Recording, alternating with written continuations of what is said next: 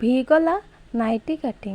তো তার জন্য আমি প্রথমে বুটের মাপ নিয়ে নিয়েছি 8 ইঞ্চি আর বগলের মাপ নিয়েছি 7 ইঞ্চি। দেখো এবার আমি দাগ দিয়ে একটা বক্স তৈরি করে নিচ্ছি। বক্স তৈরি করা আমার হয়ে গেছে। দেখো এবারে বগলের মাপ নিয়ে 1 ইঞ্চি নিয়ে রাউন্ড শেপ দিয়ে দিচ্ছি আর কাটিং করে নিচ্ছি। দেখো এটা আমাদের হাতা বেরিয়ে গেছে। এবার আমি গলার মাপ নিয়ে নিচ্ছি 3 ইঞ্চি আর লম্বাই নিয়ে নিচ্ছি 6 ইঞ্চি।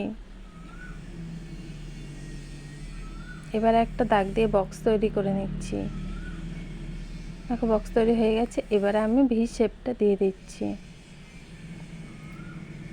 দেখো দেওয়া হয়ে গেছে। এবার আমি দাগের উপরে কাটিং করে নিচ্ছি। তো কাটিং করা হয়ে গেছে। এটা দেখো ফাইনাল লুক ভি গলা। তো কেমন হয়েছে বলো তো।